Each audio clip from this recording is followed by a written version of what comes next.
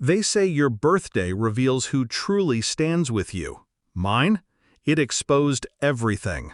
She stood there, my wife, champagne in hand, draped in a crimson dress I bought, surrounded by her giggling rich friends.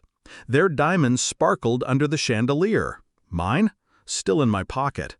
"Congratulations, Brokie," she smirked, raising her glass.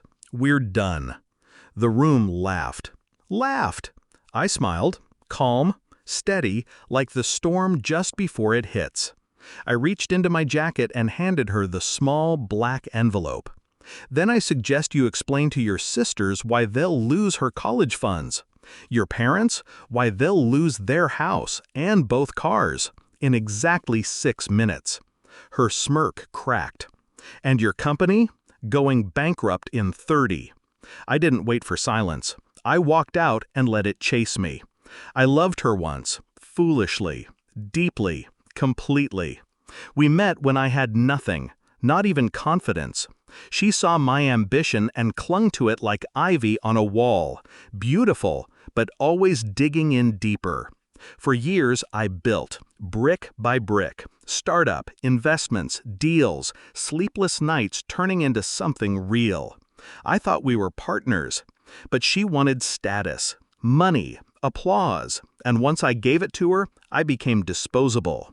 The signs were quiet at first, late-night girls' nights that stretched until morning, sudden new handbags with no receipts, whispers that stopped when I entered the room, but the silence in our bed, that screamed the loudest.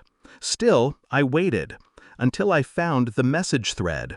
Not a mistake, a trail, hundreds of them. One of her rich friends, married, older, a man I once sought as a mentor.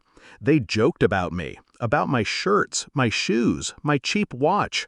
I didn't cry, I didn't rage, I just remembered.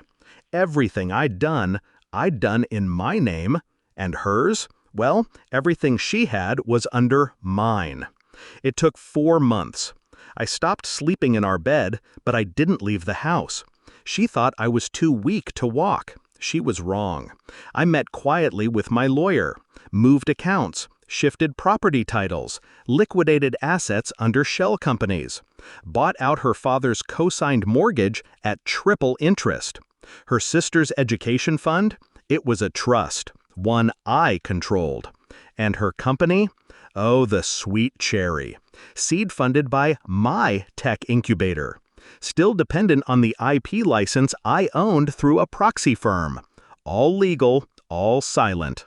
She never saw the storm brewing. The party was the perfect stage. She invited everyone to celebrate me, but she made it hers. Lowish, pretentious. I was the ghost at my own funeral. Until I wasn't. Until I handed her that envelope. Until the silence snapped their champagne glasses in mid-air. I walked out, but not far. I waited in the car across the street. I wanted to hear the panic.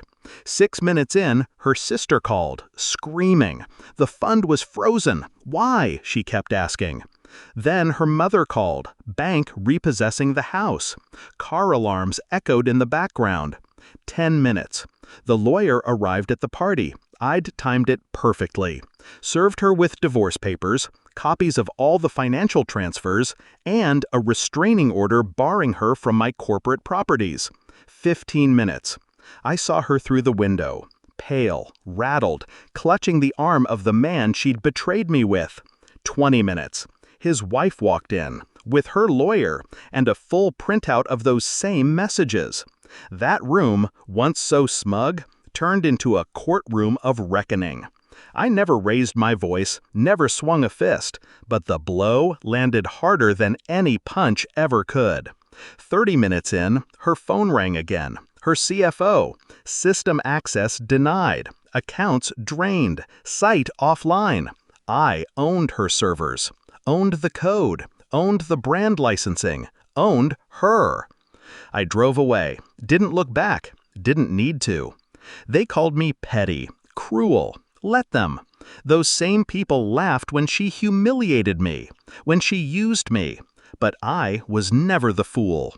I just let her believe I was, because I knew a lesson delivered in silence echoes louder than screams. Months passed. She tried to rebuild, move on. But people don't invest in traitors. She lost her friends, lost her name. I didn't destroy her, she did. I just gave her the mirror. Today, I sit alone, richer, colder, wiser, and yes, free. Would I do it again? Without a pause. Because love should never make you feel small, and betrayal? It should never go unanswered. So to the next man she deceives, you'll see the red flags. You'll ignore them like I did. But if you're smart, you'll walk away before you become her next project. As for me, I don't need closure, just silence. And the knowledge that when she hears my name, she remembers exactly who I became the moment she tried to break me and failed.